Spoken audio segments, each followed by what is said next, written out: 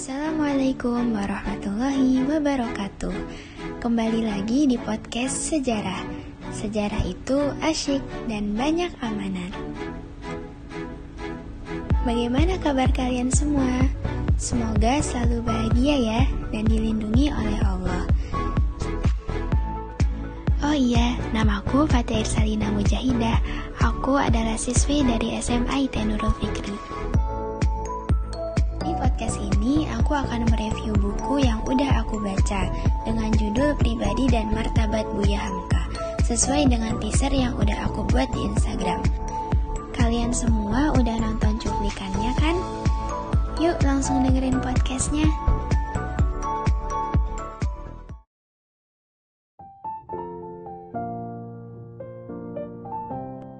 Buku Pribadi dan Martabat Buya Hamka ditulis oleh anaknya sendiri, yaitu Haji Rusdi Hamka. Itulah yang menyebabkan saya memilih buku ini dibanding banyak buku biografi Buya Hamka lainnya.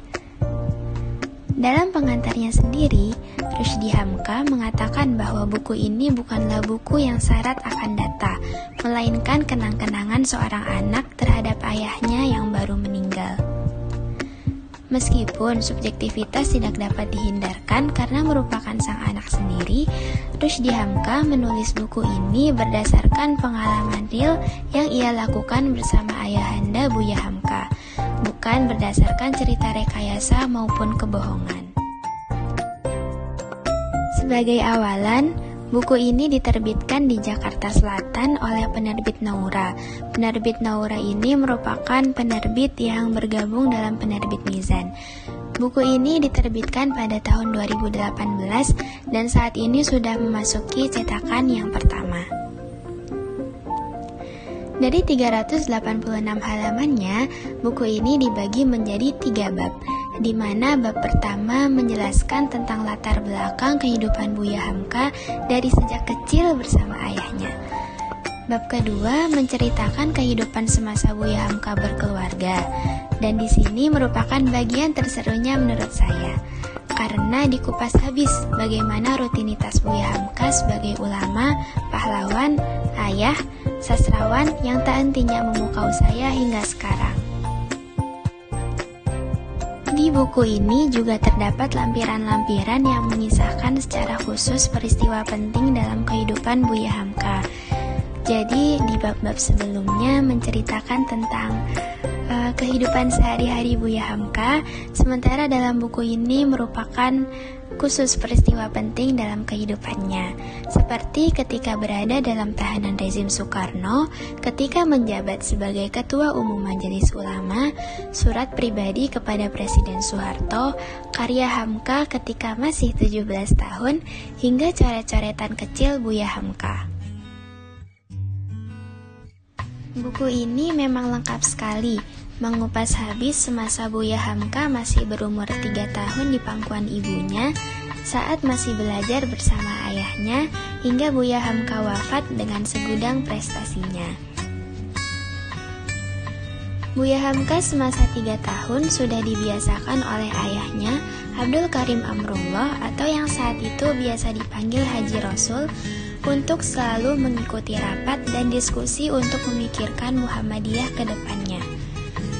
Belum lagi ketika ayahnya mendirikan pondok pesantren Sumatera Tawalib pada saat ia masih berusia 10 tahun, sehingga membuat pribadi Buya Hamka terbuka dan kritis terhadap sesuatu dari kecil.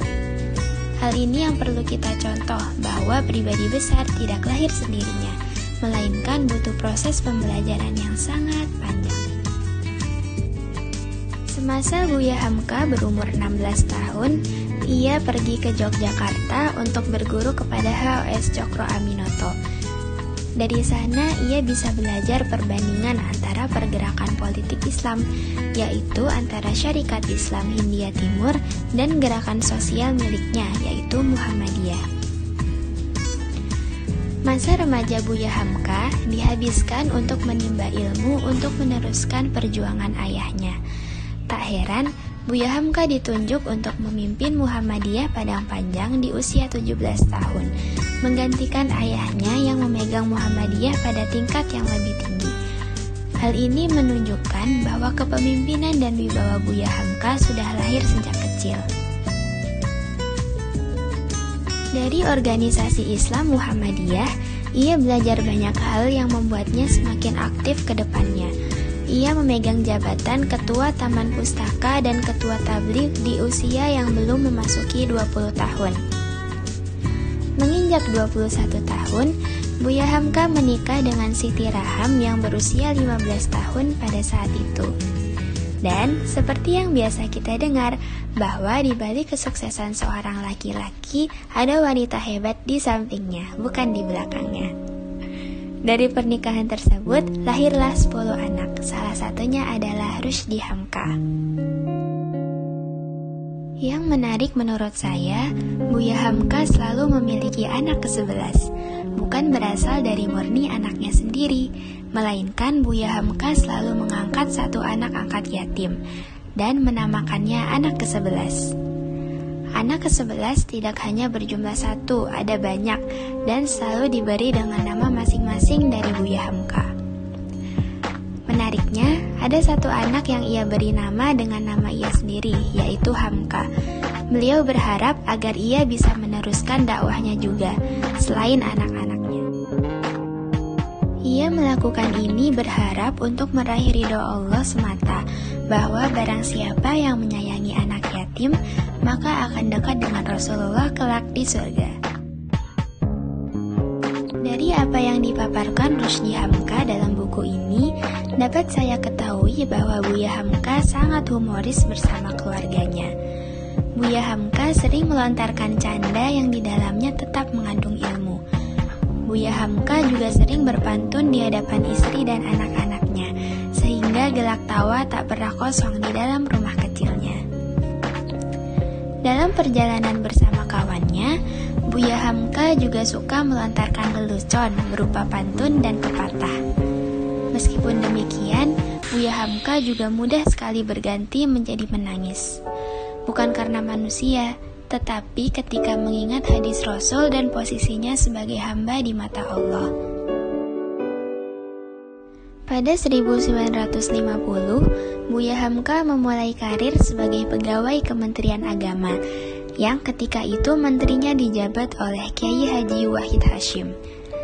Selain itu, Buya Hamka banyak sekali menulis buku.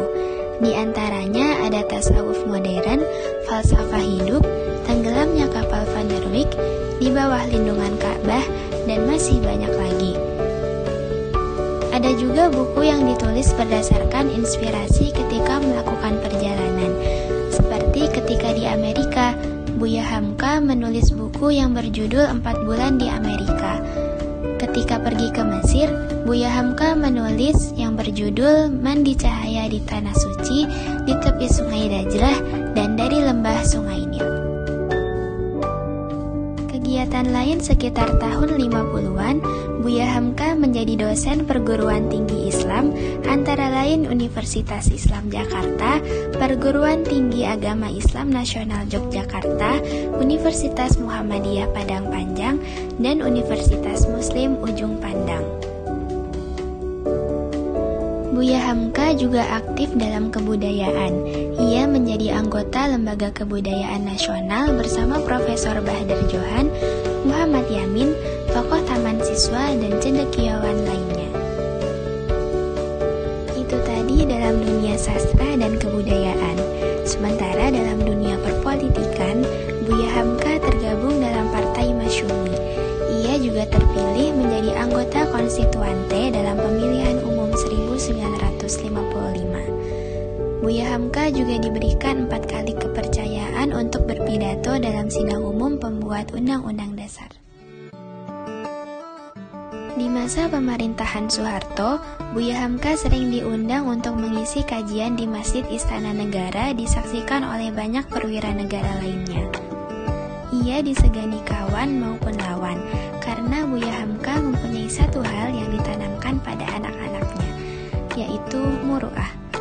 Muru'ah adalah harga diri seorang muslim yang tak pernah takut dengan manusia, melainkan hanya kepada Allah semata.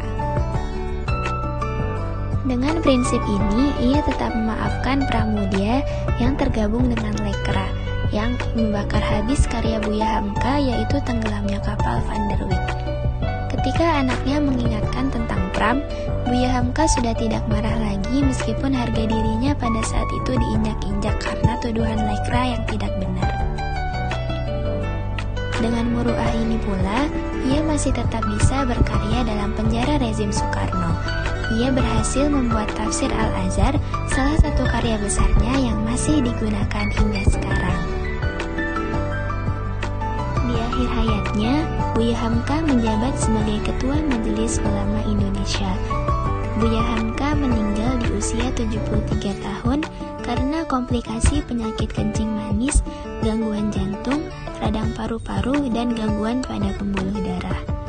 Buya Hamka wafat di hari Jumat 24 Juli 1981 pukul 10:41.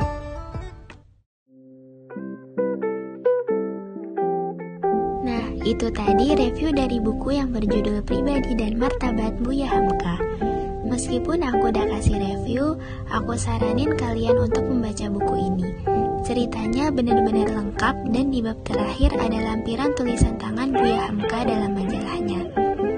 Karena sebagus-bagusnya review, gak akan pernah menandingi rasa membaca sendiri perjuangan Buya Hamka. Terima kasih sudah mendengarkan. Buat kalian calon pejuang juga, semoga kita semua bisa meniru pribadi Buya Hamka yang sangat luar biasa.